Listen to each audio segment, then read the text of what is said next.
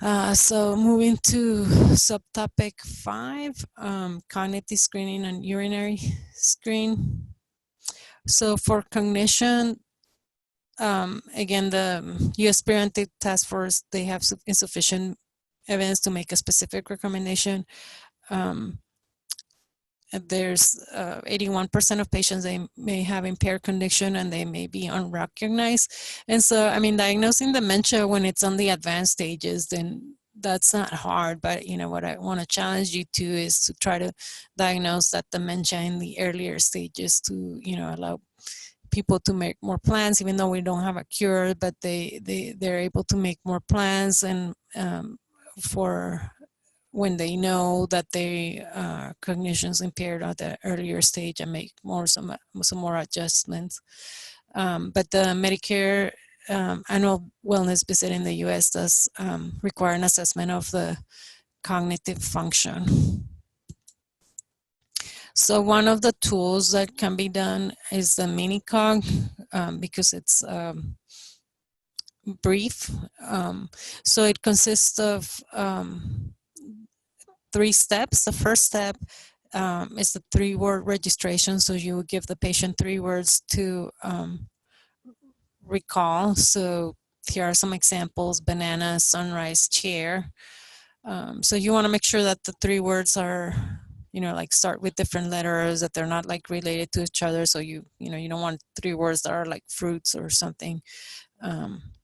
So make sure that they're all different. So that's step 1. Then step 2 is a clock drawing. And then for this part, you want to say the words exactly as they are here in the quotes. So next, I want you to draw a clock for me. First, put in all the numbers where they go. When that is completed, say, and then you say, now set the hands to 10 past 11. And here are some examples of, you know, a normal clock. So we're not looking for, you know, we know older persons may have some tremor. And so, you know, it's not a perfect circle, but, you know, the general idea is that you're looking for, you know, something that looks like a clock, that has the numbers in the right number, that the, you know, hour and the minute hands are, you know, different sizes, that they're pointing to the right time. So, you know, that's an example for normal clock. So like here's an abnormal clock. See, even though the numbers are pretty good, but the hands are abnormal. And here's another abnormal clock that didn't have all the number. And then step 3 is the 3-item recall, where you ask them the words that you told them in step 1, and then they'll get a point for each one they remember correctly. So with the Mini Cog, if you have a score of 3, 4, or 5, they have a lower likelihood of dementia. That doesn't rule out that they may have some degree of cognitive impairment, but you know, if they score 2 or less, then you have some concern. Another test for cognitive assessment is the MoCA, which is the Montreal Cognitive Assessment. This has a more comprehensive evaluation of different areas of the brain. So it's also it's memory, language, visual-spatial, and executive function.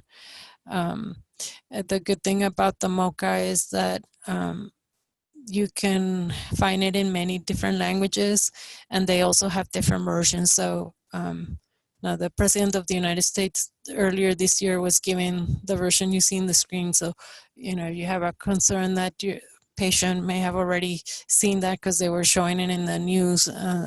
There's a alternate version with different animals and different words that you can use.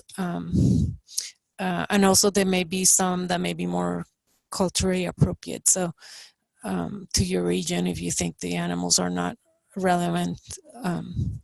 So you can do get a free account at the mocatest.org, and you can download the versions. They also have a version for people who are blind, that basically is the same, but just without the visual elements of the test.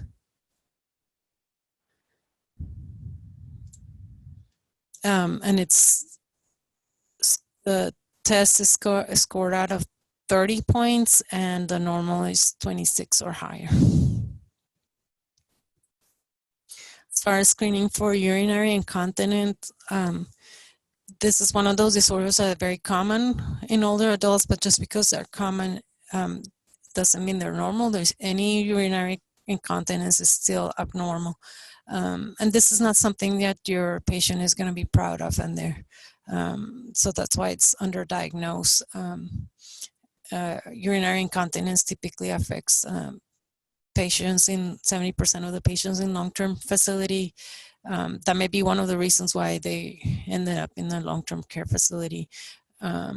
And even among the community dwelling older adults, 24% of them may have moderate to severe urinary incontinence. So it's something you want to ask about. So the questions for screening are: in the past year, have you ever lost your urine and gotten wet? If so, have you lost your urine on at least 6 separate days? And if there's positive responses to both, then you want to do a more in-depth assessment of was there a transient or established factor that was contributing to the incontinence.